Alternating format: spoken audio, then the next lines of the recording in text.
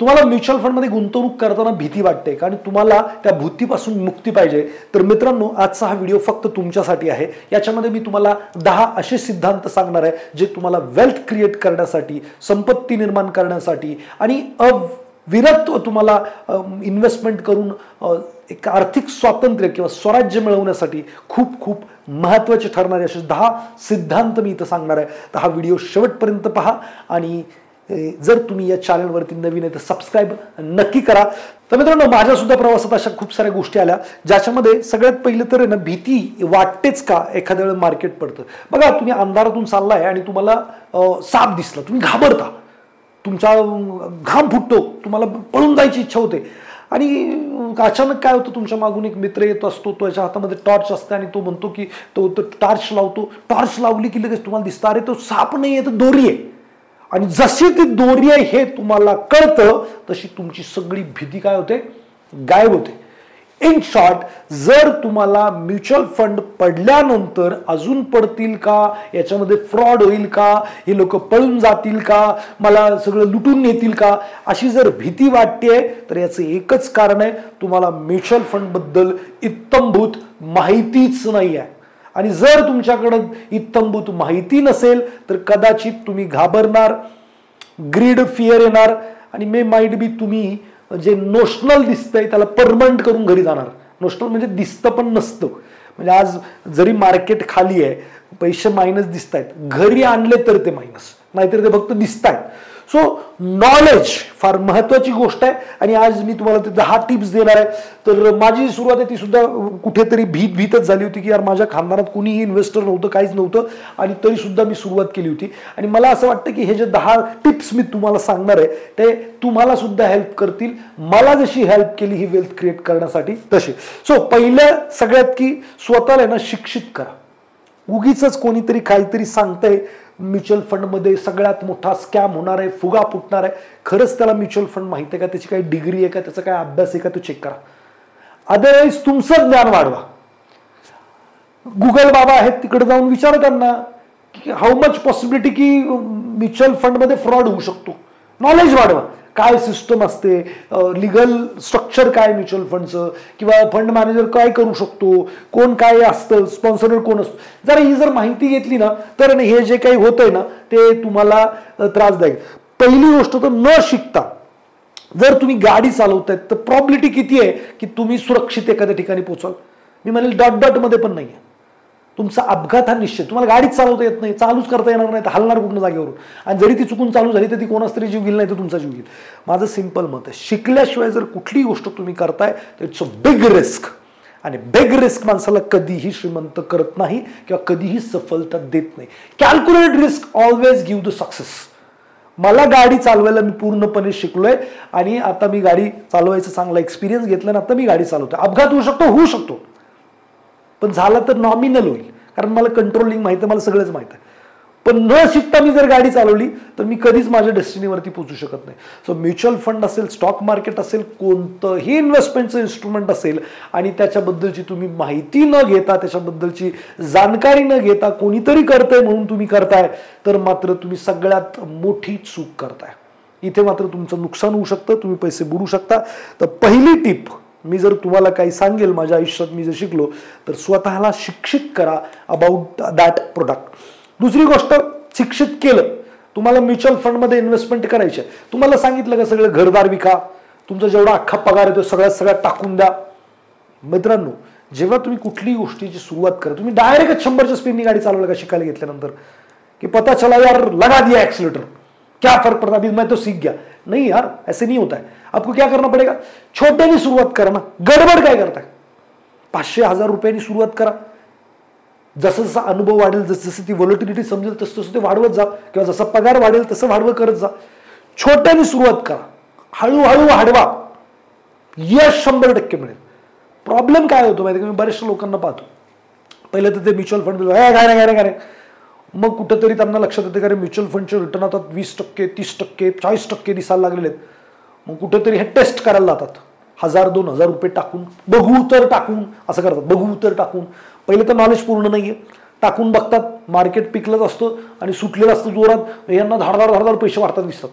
आता हे होतात फुल कॉन्फिडंट, पता तो कुछ नाही. आणि मग हेवी रक्कम, अरे बघ माझे एका वर्षात 40% रिटर्न मिळाले, 50% रिटर्न झाले, हेवी रक्कम काढतात आणि तिकडे देऊन टाकतात. आणि काय होतं, मार्केट महाग झालेलं असतं, बट ऑब्वियस डिस्ट्रीब्युशन फेजमध्ये असतं आणि मग तिथून मार्केट येतं खाली. हेवी रक्कममुळे ते येतं मायनस, आणि ते मायनस झालं की मग घाबरलेले लोक काय करतात, लॉस बुक करून बाहेर पडतात. त्यांना कुणी मार्गदर्शक नसतो. तर सगळ्यात महत्त्वाची गोष्ट माझं असं मत आहे की या मार्केटमध्ये जर तुम्हाला पैसे बनवायचे, वेल्थ क्रिएट करायची, तर छोट्या रकमेने सुरुवात करा. मी बऱ्याचशा व्हिडिओमध्ये सांगतो की यार तुम्ही 10,000, मी 10,000 एक आकडा आहे, मी 1000 म्हणलं तरी 10,000 म्हणलं तरी 1 लाख, त्यांनी काही फरक पडत नाही. तुमची काय परिस्थिती आहे, मी असं म्हणेल की तुम्ही जे काही टोटल कमवतो ते 10% सुरुवात करा. 10% ऑफ युअर अर्निंग. लाख रुपये कमवतात 10,000 करा, 10,000 कमवतो तर 1000 करा, सुरुवात करा, अनुभव येईल आणि मग हळूहळू त्याच्यामध्ये वाढ करता. दुसरी गोष्ट मी हमेशा म्हणतो की there is no investment without target and time frame. या जगाच्या पाठीवरती अशी गुंतवणूकच नाहीये जिला टार्गेट नाहीये किंवा टाइम फ्रेम नाही. बरेचसे लोक माझ्याकडे सर म्हणतात मला गुंतवणूक करायची, मी विचारतो कशासाठी करायची, नाही मला करून बघायचं आहे. आता हा काय करणार आहे, पैसे टाकणार. एक तर मार्केट वरती जाईल, 2-3 वर्षात त्याला वाटेल किंवा 6 महिन्यात वाटेल मला गाडी घ्यायची, घर घ्यायची, कारण त्याचं काही टार्गेट ठरलेलं नव्हतं, त्याने काय पर्टिक्युलर उद्देशासाठी पैसे टाकले नव्हते. मग तो काढा येईल, एक तर वरती असेल काढून घेऊन जाईल, जर खाली असेल तर मला शिव्या देऊन काढून घेऊन जाईल. म्हणजे काय की तुम्ही काय सांगितलं, अरे मला राईट स्कीम निवडायला टाइम हॉरिझॉन माहीत पाहिजे, तुझं उद्दिष्ट माहीत पाहिजे, तू कशासाठी टाकतोयस. तर सगळ्यात महत्वाचं, तुमच्याकडे पॅसिफिक गोल नसेल, पॅसिफिक टाइम हॉरिझॉन नसेल, तर मित्रांनो म्युच्युअल फंड काय, कोणतीच ॲसेट क्लास तुम्हाला काहीच देणार नाही. तर you should have target and time frame. मग टार्गेट तुमचं काय पण असू शकतं, मुलांचं शिक्षण असू शकतं, घर घ्यायचं असू शकतं, रिटायरमेंट असू शकतं, कार घ्यायचं असू शकतं, अमेरिकेला फिरायला जायचं, काहीही टार्गेट.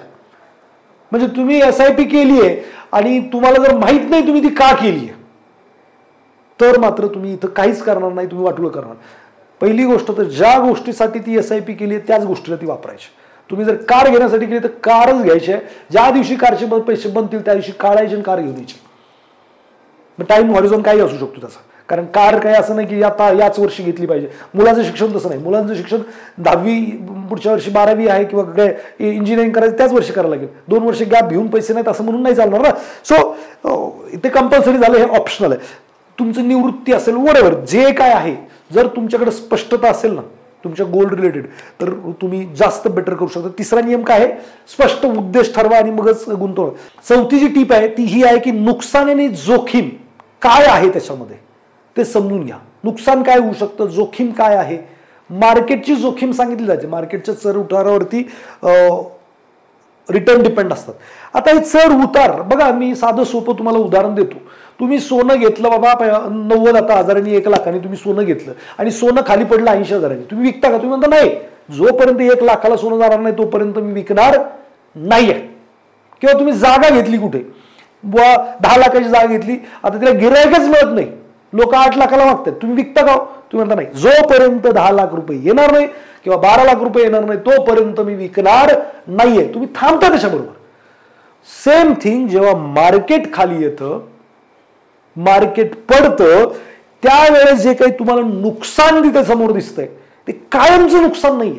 तुम्ही पण इथं 88 राहा ना की मी बुवा 10,000 रुपये गुंतवले, जोपर्यंत त्याचे 12 होणार नाही तोपर्यंत युनिट्स मी विकणार नाही, ते मी बाहेर काढणारच नाही. फिजिकल आहे, कोणी तुम्हाला म्हणणार नाही काय विकलं नाही रे बाबा. आणि याला आम्ही नोशनल लॉस म्हणतो किंवा नोशनल प्रॉफिट म्हणतो. तुम्ही प्रॉफिट बघता तो पण खरा नाहीये, तुम्ही जेव्हा घरी आणता तेव्हा तो खरा. मग आपण इथं लॉस बघायला किंवा प्रॉफिट बघायला आलोय का, आपल्याला प्रॉफिट घ्यायला आलोय.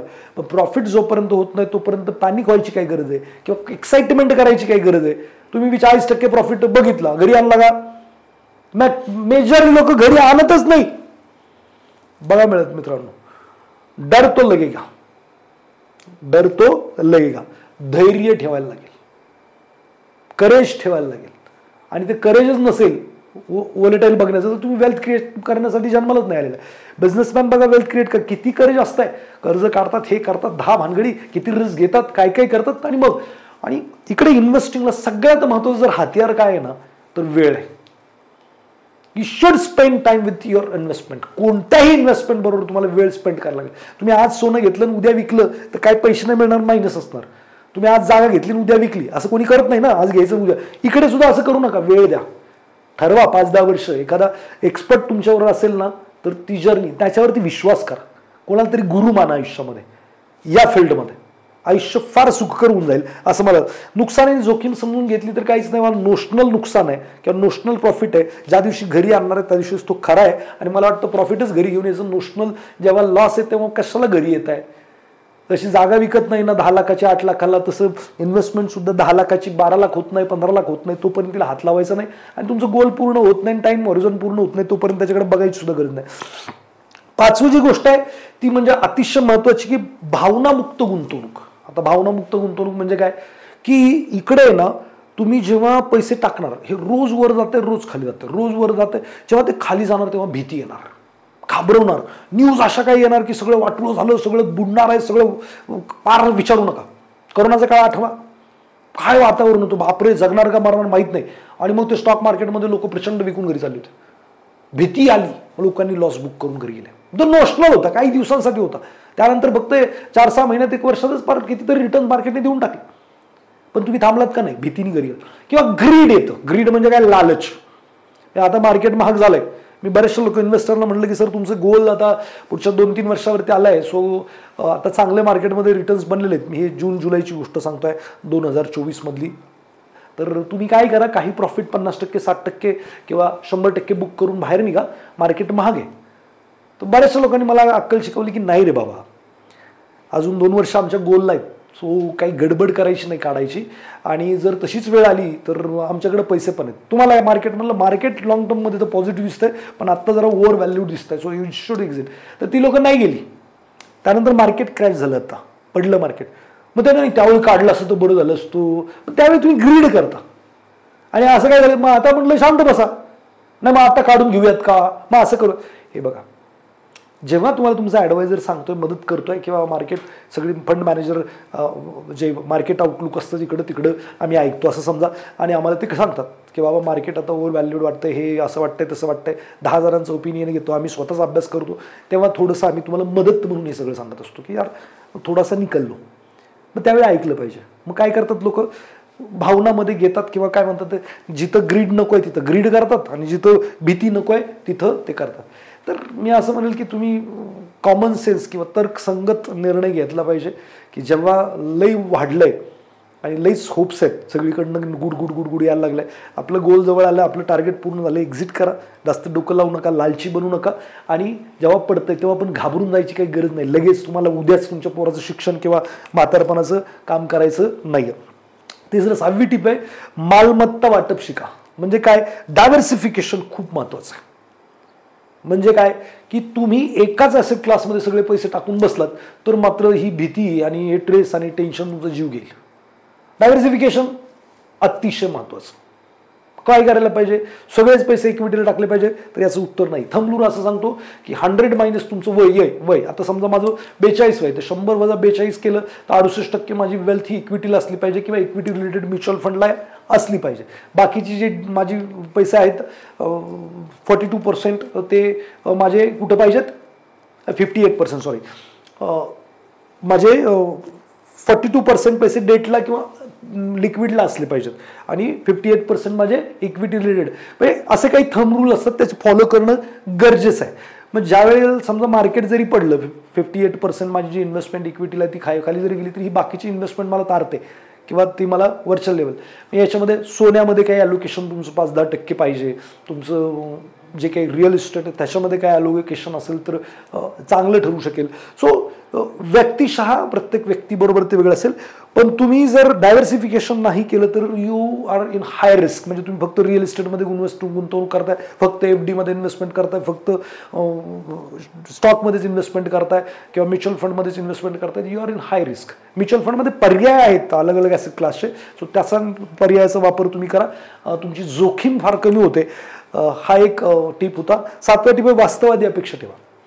रातोरात श्रीमंत जर तुम्हाला व्हायचं आहे तर मित्रांनो, स्टॉक मार्केट, म्युच्युअल फंड किंवा कोणतंही इन्व्हेस्टमेंट ॲसेट क्लास तुमच्यासाठी नाही. तुमच्याकडसाठी फक्त आणि फक्त पॉन्जी स्कीम आहेत, जिकडं रातोरात डबल पैसे होऊ शकतात, महिन्यात डबल पैसे होऊ शकतात, 4 महिन्यात पैसे डबल होऊ शकतात, ट्रिपल होऊ शकतात, 10पट होऊ शकतात.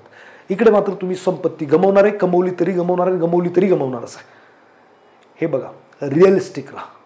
मी आज 22 वर्ष मार्केटमध्ये मी हमेशा लोकांना सांगतो की यार आजपर्यंत मला अशी एकही जेन्युइन कंपनी भेटली नाही जी मला किंवा कोणालाही जेन्युइनली 5-10% महिन्याला देऊ शकते. जर अशी एक जरी कंपनी भारतामध्ये असती ना तर अख्खा भारत श्रीमंत झाला असता. अवास्तव अपेक्षा ह्या फार घातक आहेत. फ्युचर ऑप्शनमध्ये लोक बुडतायत, इंट्राडे करतायत त्याच्यामध्ये बुडतायत. का बुडतायत? रातोरात श्रीमंत होण्याची ही जी लालसा आहे ना ती माणसाला बुडवते. बघा मित्रांनो, झाड लावलं पेरलं काही तर त्याला उगवायला वेळ लागतो, त्याला बी यायला वेळ लागतो, त्याला बीला पकायला वेळ लागतो. मग तुम्हाला इन्व्हेस्टमेंटच्या बाबतीत हे का नाही कळत आहे? प्रत्येक गोष्टीची एक प्रोसेस आहे आणि त्याच प्रोसेसनी गेलं, नॅचरल प्रोसेसनी तरच ते शक्य आहे, अदरवाईज शक्य नाही आहे. वास्तववादी अपेक्षा नक्की ठेवा. जर तुम्ही म्युच्युअल फंडला जाताय तर 12%ची अपेक्षा ही वास्तववादी ठरेल. 15% मिळाले तर आनंद सेलिब्रेट करा आणि 20% मिळाला तर मग पार्टी करा, मला पण बोलवा. पण याच्यापेक्षा जास्त 10-12%, 15% डोक्यावरून पाणी याच्यापेक्षा जास्त वार्षिक परताव्याची अपेक्षा ठेवूच नका. मिळणार नाही. आणि जर तुम्ही तसं काही काढायला गेलात तर मात्र अवघड होईल. आता बरीच लोकांना 12 पण दिसत नाही आहे. धैर्य ठेवा, संयम ठेवा, नफा 100% मिळतो. बरं, या का आम्ही मदत लागली तर आम्ही मदत करतो का? तर करतोच ना. आम्ही इकडे कशाला बसलोय? मित्रांनो, खाली मी म्युच्युअल फंड रिलेटेड असेल, शेअर मार्केट रिलेटेड असेल, याच्या रिलेटेड खूप सारे प्रोग्राम्स घेतो. मी 22 वर्षाचा अनुभव तुम्हाला ट्रान्सफॉर्म करण्याचा प्रयत्न करतो. नक्की तिकडे अटेंड करा, त्याच्याबद्दलची माहिती घ्या. ज्ञान वाढवल्याशिवाय ग्रोथ होणारच नाही आहे. मग कुठंतरी IQ माहितीवरती तुम्ही काहीतरी निर्णय घेणार आणि आयुष्याचं मात्र करणार. बरं, हे मी करतोय, मी बनवलंय माझ्यासाठी आणि तुम्हाला गाईड करतोय किंवा सांगतोय, एवढंच हा विषय आहे. तिसरं, लहान सुरुवात करा आणि सातत्य ठेवा. असं म्हणतात की निरंतरता ही सफलता की कुंजी आहे. निरंतरतेने जर तुम्ही गुंतवणूक करत राहाल तरच सफलता मिळणार आहे, नाहीतर नाही. जास्त मोठं किंवा कर्ज काढून गुंतवणूक करायची गरज नाही. गुंतवणुकीत सवय लावा, सातत्य ठेवा आणि हळूहळू जसा पगार वाढेल तशी त्याच्यामध्ये वाढ करा. हीच सफलतेची किल्ली आहे असं समजा. सवय खूप महत्त्वाची, वाढ महत्त्वाची आणि सातत्य महत्त्वाचं. या त्रिसूत्रीचा नक्की वापर करा.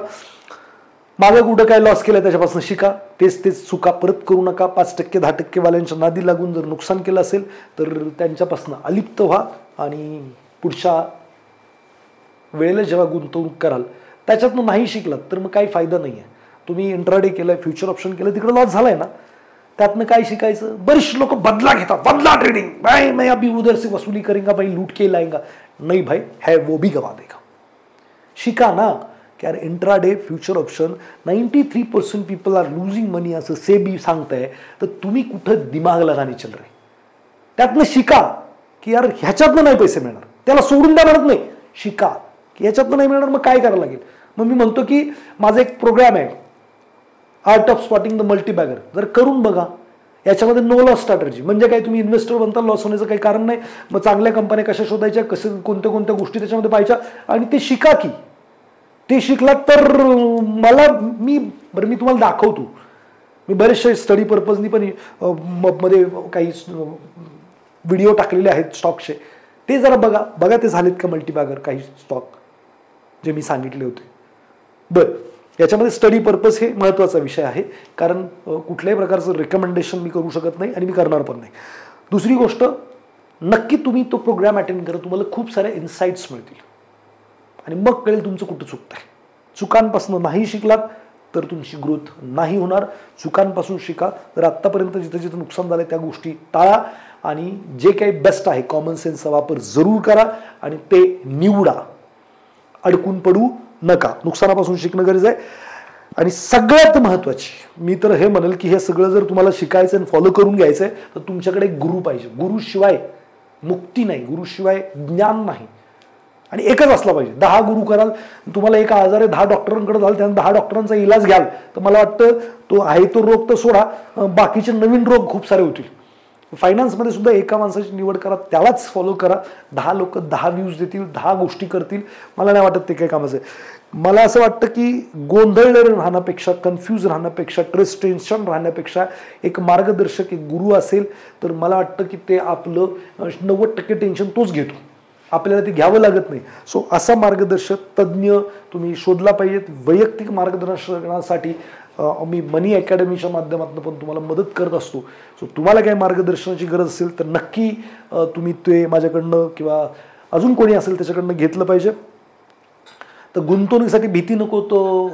गुंतवणूक ही स्वातंत्र्यासाठी केलेली आहे, स्वराज्यासाठी केली असं समजा.